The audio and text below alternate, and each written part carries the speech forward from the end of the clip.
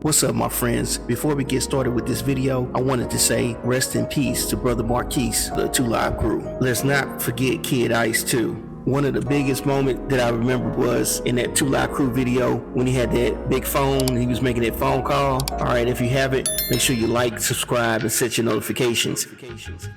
Okay, let's get it started. So I was out in the streets last weekend and I thought I'd stop by the local comic book shop / record store and see what they had. I like to do that from time to time just to see what kind of goodies they got. So of course I got to check out all the records, the tapes. I still got a dual tape cassette. A lot of people probably don't have that no more. Hey, drop in the comments if you still got your tape cassette player or if you still got a record player. So anyway, I like to kind of look through these things just to see what they got. And then lo and behold, as I was strolling through, I found a 2 Live Crew tape. It was actually a greatest hit 2 Live Crew tape. Check it out. So I thought about it for a minute, and this actually reminded me of when they had the fight with the U.S. Supreme Court. And if you don't know about that, you need to know about that. I'll put the document down in the description if you want to download it and read it for yourself. But let's talk about it. I ain't gonna lie, it's probably too much to kind of read through. So let me give you a little brief history. Not only its lyrics, but 2 Live Crew itself became one of the most controversial rap groups in hip-hop history. Back then, as a group, they sold over 3 million copies worldwide. The group members included Uncle Luke, Fresh Kid Ice, Mr. Mix, and Brother Marquise. But the album Nasty As They Wanna Be was the one that put them out in the limelight in the news circuit. Of course, you remember the album cover. Put it down in the comments if you still got it on your wall. But one of their most popular songs off this album was Me So Horny. This was a classic, and this was also the song I was talking about where Brother Marquise was on that big telephone. So a federal judge had ruled it to be obscene,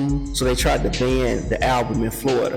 What was crazy was record store owners, they even got arrested for even trying to sell the album. That's crazy. In addition, in 1990, Fresh Kid Ice and Uncle Luke was arrested during the performance. So this was a defining moment in hip-hop history when the First Amendment was being attacked. And with that, they had to protect it. It was so important. It was so important for me because I knew that we were under attack. We were under attack because it was hip hop. 2 Live Crew hired a good attorney. His name was Bruce Rocco, and he fought for them on numerous cases. This helped overturn that obscenity ruling. After winning the case, there was some backlash from politicians and lawmakers, but regardless of that, 2 Live Crew kept climbing the charts. They kept selling albums. So now it just wasn't that First Amendment case. They also had another case about parody music and then copyright music and sampling of other artists' music came into play. For example, they sampled this guy's song, Pretty Woman. This song was only on the clean version, I think it was called As Clean As They Wanna Be. But with the release of this song, it went all the way to the Supreme Court in 1994. So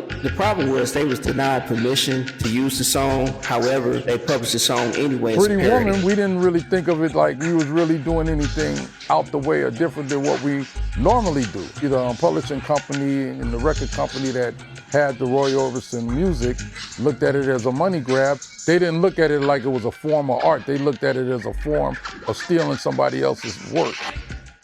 So that's when the label behind the song Pretty Woman sued them for infringement. However, in a unanimous decision, the judges ruled in 2 Live Crew's favor. So that set the precedent for fair use and parody. So currently, as you guys already know, there's still rappers on trial. And right now they're looking at rap lyrics. They're trying to figure out what constitutes free speech. Put down in the comments if you think rap lyrics should be free speech or should they be held accountable. What do you think about them using this stuff in the court of law?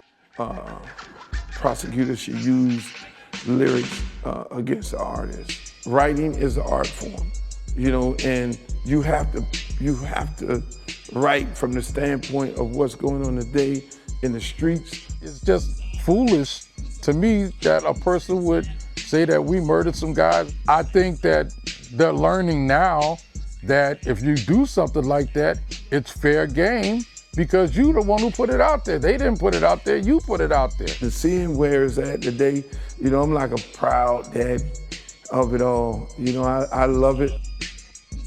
In my opinion, I think hip hop owes Two Live Crew and Uncle Luke credit for fighting for free speech and fighting for the right to use lyrics and songs in hip hop. Most of the time, lyrics are metaphors, and it doesn't mean that they actually did or gonna do what they saying in the song. And another way to look at it, some people actually grew up in this life where they saw these things happen and they just telling their story. So to say that somebody's guilty of the truth or guilty of fiction is obscene to me. So once again, please make sure you like, subscribe, leave in the comments your thoughts. Thanks, family.